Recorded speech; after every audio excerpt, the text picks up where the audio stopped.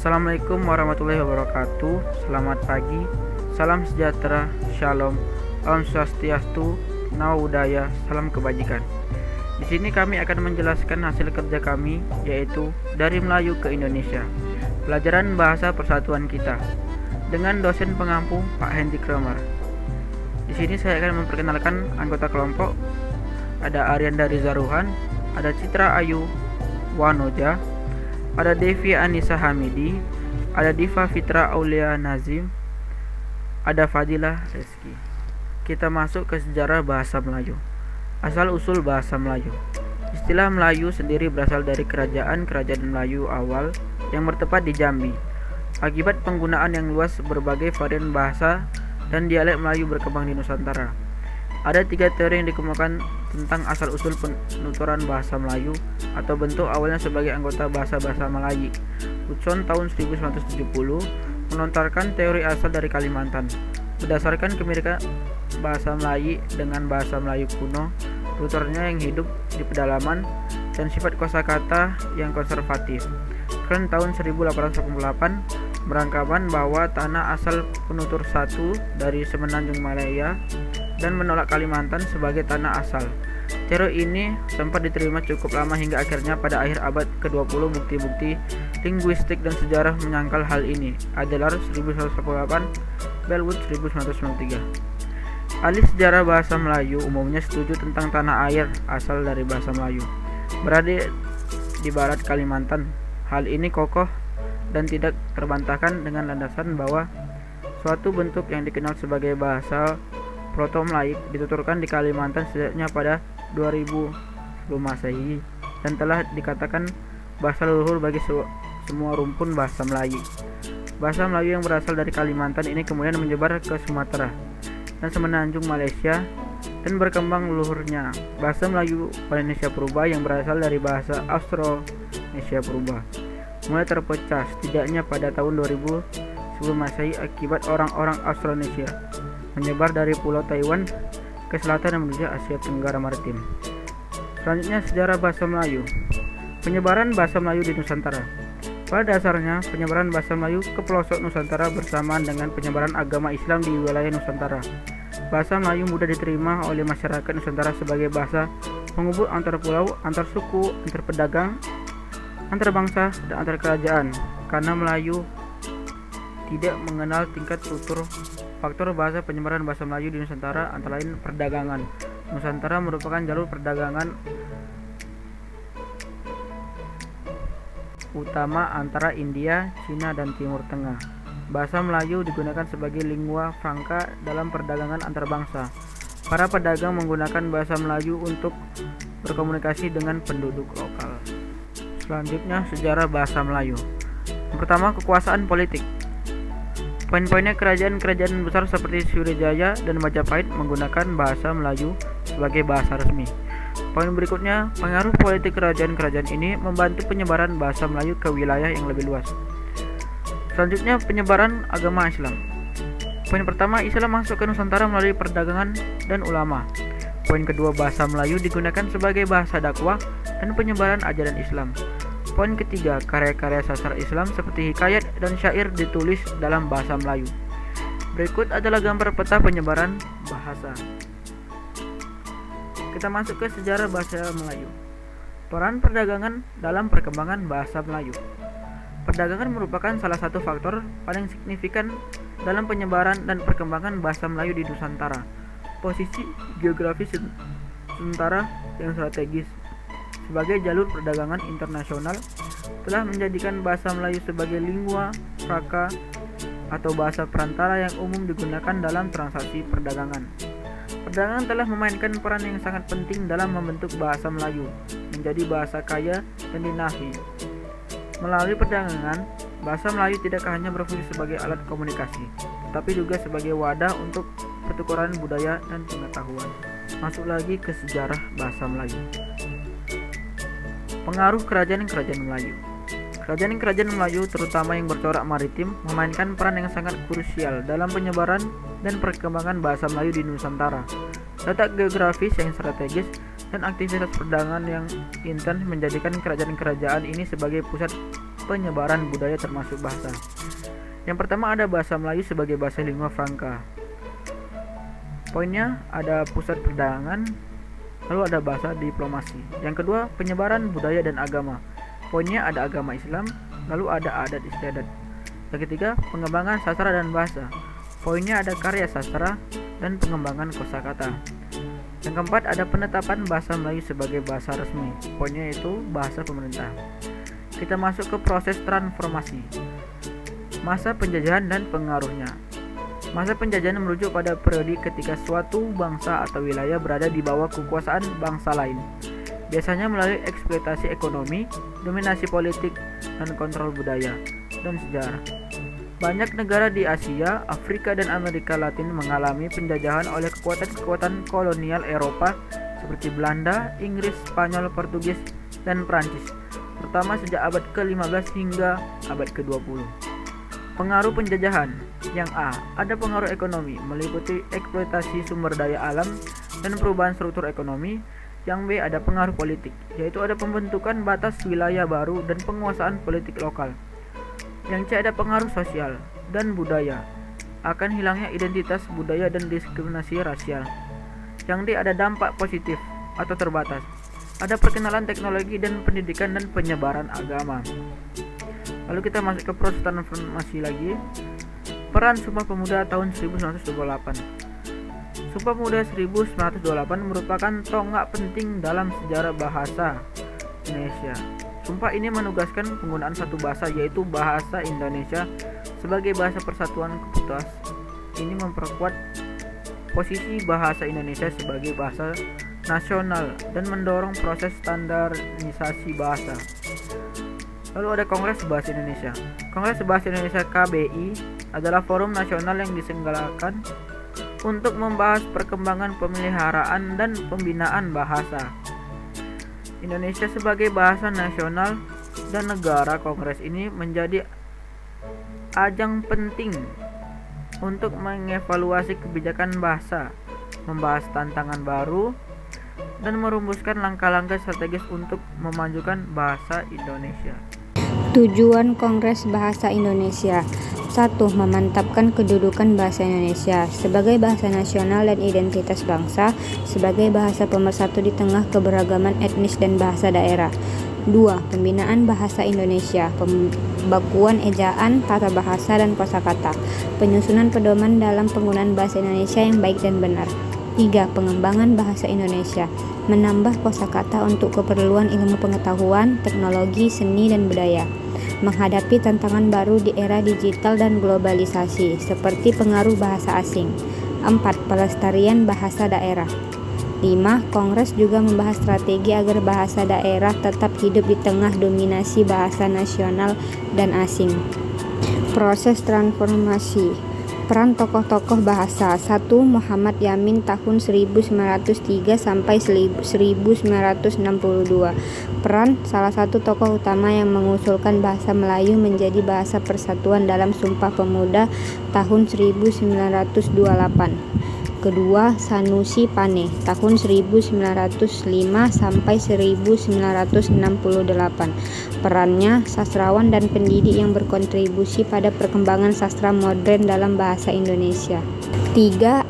Armijin Pane tahun 1908 sampai 1970. Peran menulis karya sastra seperti novel dan drama dalam bahasa Indonesia yang memperkaya kosakata dan ekspresi bahasa. 4. Ki Hajar Dewantara tahun 1889 sampai 1959. Peran pelopor pendidikan nasional yang memanfaatkan bahasa Indonesia sebagai bahasa pengantar di sekolah-sekolah. Perkembangan bahasa Indonesia. 1. Ejaan Van Ophuijsen. Ejaan Van Ophuijsen adalah sistem ejaan bahasa Melayu yang digunakan pada masa awal kebangkitan bahasa Indonesia. Ejaan ini diperkenalkan oleh Charles Adriaan van Ophuijsen, seorang ahli bahasa Belanda pada tahun 1901. Sistem ini menjadi dasar ejaan resmi sebelum digantikan oleh ejaan Sowandi pada 1947. Ciri-ciri ejaan Van Ophuijsen. 1. Penggunaan huruf Latin. Ejaan ini menggunakan huruf Latin untuk menuliskan bahasa Melayu. Hal ini menggantikan aksara Arab Melayu Jawi yang sebelumnya banyak digunakan. 2. Penggunaan huruf owe untuk bunyi u. Contoh, guru ditulis goeroe, ibu ditulis iboe.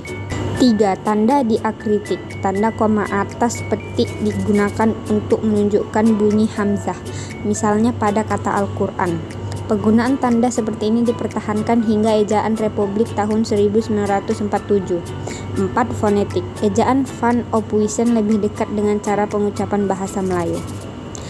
Yang kedua, ejaan Sowewandi. Ejaan Sowewandi atau dikenal juga sebagai ejaan Republik adalah sistem ejaan bahasa Indonesia yang diresmikan pada tahun 1947 oleh pemerintah Republik Indonesia.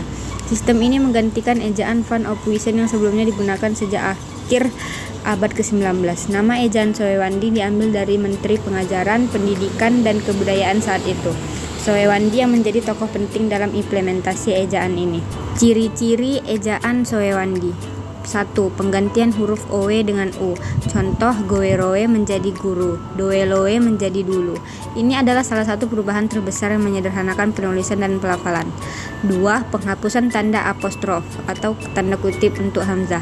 Dalam ejaan Van Ophuijsen, tanda apostrof digunakan untuk menunjukkan bunyi hamzah, misalnya makmuer.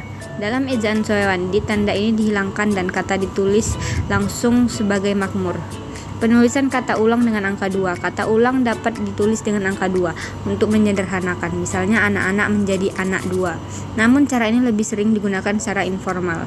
EYD atau ejaan yang disempurnakan. Ejaan yang disempurnakan adalah sistem ejaan bahasa Indonesia yang diperkenalkan pada 16 Agustus tahun 1972, menggantikan sistem ejaan Sowewandi. EYD dirancang untuk menyederhanakan dan memperbaiki aturan ejaan agar lebih konsisten, mudah dipahami, dan sesuai dengan perkembangan bahasa Indonesia. EYD ditetapkan melalui keputusan Presiden nomor 57 tahun 1972 dan digunakan secara resmi hingga digantikan oleh Pedoman Umum Ejaan Bahasa Indonesia atau PUEBI pada 2015. Aturan penting dalam EYD. 1. Penggunaan huruf kapital. Sama dengan huruf kapital digunakan di awal kalimat, nama orang, nama geografis, nama lembaga, dan sebagainya. Contoh, Jakarta adalah ibu kota Indonesia. Penggunaan huruf miring. Huruf miring digunakan untuk menuliskan nama buku, majalah, istilah asing, atau kata yang ditekankan. Contoh, saya sedang membaca buku Laskar Pelangi. Penulisan kata serapan. Kata serapan dari bahasa asing disesuaikan dengan kaidah bahasa Indonesia. Contoh, psikologi jadi psikologi, librari jadi perpustakaan. PUEBI atau Pedoman Umum Ejaan Bahasa Indonesia. PUEBI atau Pedoman Umum Ejaan Bahasa Indonesia adalah sistem ejaan resmi bahasa Indonesia yang diberlakukan sejak tahun 2015 menggantikan ejaan yang disempurnakan EYD. Pedoman ini diterbitkan oleh Badan Pengembangan dan Pembinaan Bahasa, Kementerian Pendidikan dan Kebudayaan dengan tujuan menyempurnakan aturan ejaan agar lebih jelas, sistematis, dan sesuai dengan perkembangan bahasa Indonesia. Perubahan penting dalam PUEBI. 1. Menggunakan huruf kapital. Huruf kapital tetap digunakan pada awal kalimat, nama diri, dan unsur geografis. Contoh, Jakarta adalah ibu kota Indonesia. 2. Penggunaan huruf miring. Digunakan untuk menuliskan nama buku, majalah, istilah asing, atau penekanan tertentu. Contoh, kata informatika berasal dari bahasa Inggris. Yang ketiga, penggunaan tanda baca. PUEBI memberikan aturan yang lebih rinci terkait tanda baca seperti titik, koma, tanda tanya, dan tanda kutip. Contoh, tanda titik dipakai pada akhir kalimat. Saya pergi ke pasar. Perbandingan bahasa. Contoh kata-kata bahasa Melayu versus bahasa Indonesia. Bahasa Melayu, awak. Bahasa Indonesia modernnya, kamu. Artinya kamu dalam bentuk tidak formal. Bahasa Melayunya mana, bahasa Indonesia modernnya mana, artinya di mana. Bahasa Melayunya bule, bahasa Indonesia modernnya orang asing atau kulit putih, artinya orang asing atau kulit putih. Bahasa Melayunya nenek, bahasa Indonesia modernnya nenek, arti nenek atau ibu dari ibu atau ayah. Bahasa Melayunya kakek, bahasa Indonesia modernnya kakek, artinya kakek atau ayah dari ibu atau ayah. Pengaruh bahasa asing. Bahasa asing memiliki pengaruh yang signifikan. Hal ini terjadi karena interaksi budaya, perdagangan, pendidikan, kolonialisme, globalisasi, dan teknologi. Pengaruh ini mencakup masuknya kata-kata serapan, perubahan struktur bahasa, serta adopsi konsep-konsep baru yang sebelumnya tidak dikenal dalam bahasa lokal. Berikut ini adalah beberapa pengaruhnya. Yang pertama yaitu kosakata. Dalam peminjaman kata, bahasa asing sering memperkaya kosakata suatu bahasa, misalnya dalam bahasa Indonesia.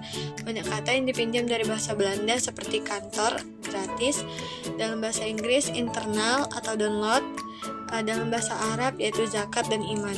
Adaptasi lokalnya, contohnya yaitu kata-kata asing seringnya disesuaikan dengan pengucapan atau ejaan lokal, misalnya restauran menjadi restoran. Kedua yaitu tata bahasa.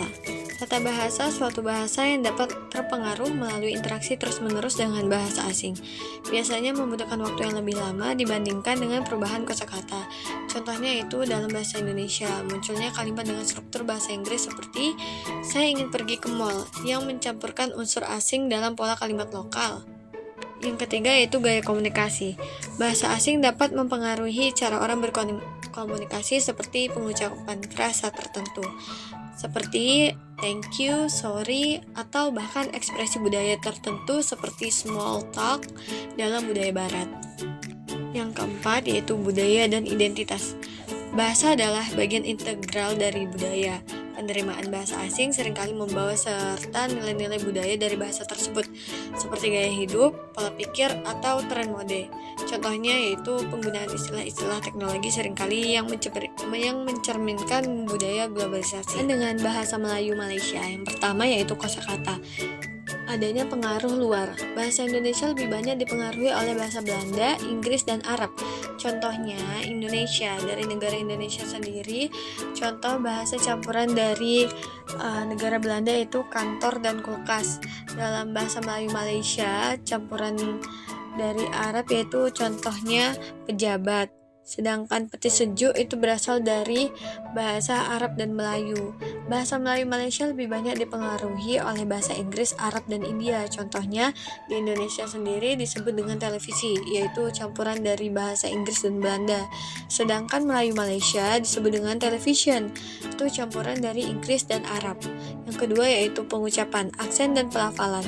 Bahasa Melayu Malaysia cenderung lebih mendekati pelafalan asli bahasa Melayu klasik. Contohnya pada akhir kata yang sering diucapkan Bahasa Indonesia lebih konsisten dengan ejaan modern dengan pelafalan vokal yang lebih tegas. 3. Ada tata bahasa. Kata ganti orang. Indonesia sering disebut dengan saya, kamu, dia, kami, itu dalam eksklusifnya. Sedangkan inklusifnya itu sebutannya kita. Dalam Malaysia, saya, awak, dia, kami itu bahasa eksklusifnya. Kita itu dalam inklusif, dengan variasi seperti hamba atau beta dalam konteks formal. Prefix dan surfix. Malaysia lebih sering menggunakan bentuk pasif. Contohnya di Indonesia, saya akan memanggil dia, sedangkan di Malaysia, dia akan saya panggil. Yang keempat itu adanya ejaan. Perbedaan penyebutan huruf. Huruf F dalam Indonesia lebih dominan dibandingkan P dalam bahasa Melayu Malaysia. Contohnya, di Indonesia itu formasi, di Malaysia disebut dengan formasi. Dengan nama hari, di Indonesia Senin Selasa, Malaysia Isnin Selasa. 5. Adanya budaya dan istilah khusus. Bahasa Indonesia banyak dipengaruhi oleh budaya lokal seperti Jawa, Sunda, atau Minangkabau. Bahasa Melayu Malaysia lebih sering menggunakan istilah budaya Islam yang khas seperti sholat untuk sembahyang atau jemaah untuk umat. Perkembangan modern.